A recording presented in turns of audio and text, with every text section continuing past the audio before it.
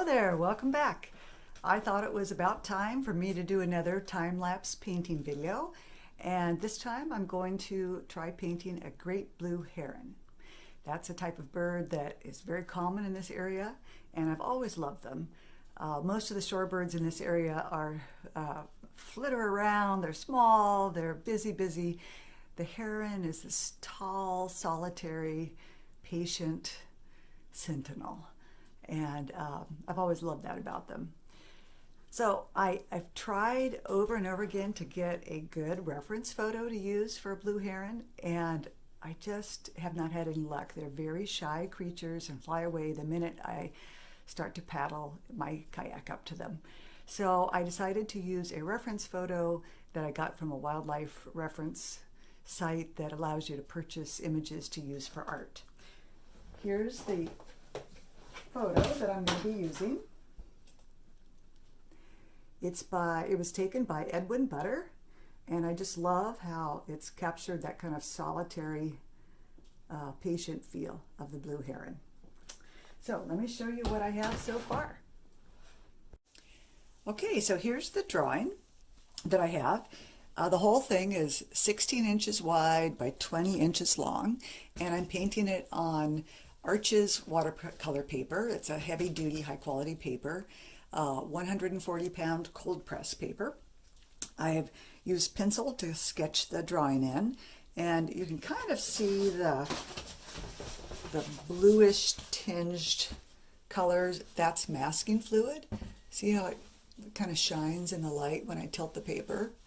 And if you recall from previous videos, I sometimes use masking fluid on when I have really small areas that I want to make sure to stay white after I'm done painting.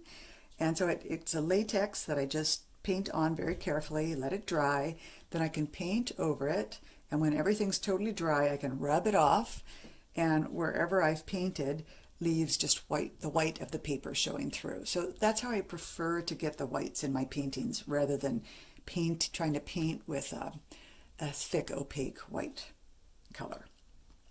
I do have some tentative colors picked out. I'm planning on using these 6 colors as my main source of colors: a cobalt blue, azo yellow, and quinacridone rose as the main 3, with some secondary colors, some burnt sienna, pyroline green, and Payne's gray.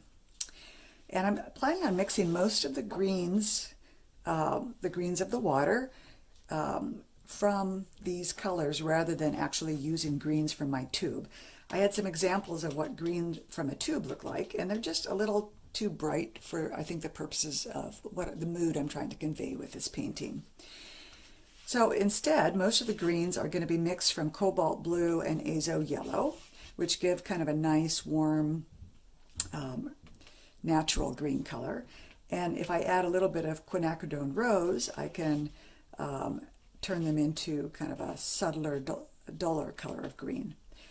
For the shadow part, the reflection in the water, I'm going to probably use the pyroline green with some burnt sienna, which makes some nice kind of greenish brown colors. I think will go nicely. We'll see. I might still use a little bit of this sap green. We'll just have to see. Then for the heron itself, well, for the legs and the beak, we're going to have different colors of orange and yellows and reds. So I can use my quinacridone rose and azo yellow to make all these lovely variations on orange. And then the body itself will, of course, have lots of grays in it.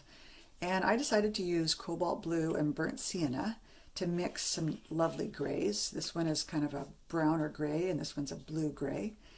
And then I'm also going to put some touches of a light violet throughout there, just to add a little bit of color to our heron. And I'll use the cobalt blue and quinacridone rose for that. And then for the dark areas of the bird, the cap and the wing patch, which are black in a real bird, instead of using black, I'm going to take the Payne's gray and mix it with just a little bit of cobalt blue to get kind of a dark, really dark gray blue, which I think will go nicely. I'm also excited about some new brushes I got in. I haven't tried them yet, but you can see what a nice little point they all come to. As an example, this is one of my older brushes that I've been painting with, and it just doesn't have much of a point anymore. So I can paint big things, but I can't paint little things. And the nice thing about the new brush is I can paint big, wide things, but I can also ease up on it, and it can paint a very gentle, thin line. So I'm excited about that. So what am I trying to say with this painting? What's my intent? Well, I wanted to give the feeling of the kind of soft morning light. It's still kind of dark, but the sun's just starting to come up and light things up. And here's this patient, solitary heron that's acting kind of like a sentinel of the morning, waiting for the first fish to arrive. So it's taken me a while to kind of get to this point. I've had to kind of mull over what kind of image I wanted to use, what kind of colors, what kind of size, compositional issues that we have to think about. Now I'm going to start painting, and I'm going to record the painting in time lapse. It's going to be recorded on a very fast time lapse, and it will look like I'm painting very fast and decisively, and it'll look like I know what I'm doing. The reality is that I spent a lot of time to stop in and mulling things over and getting up to get a cup of tea and putting it off, the next phase off till the morning, so I have a chance to mull things over.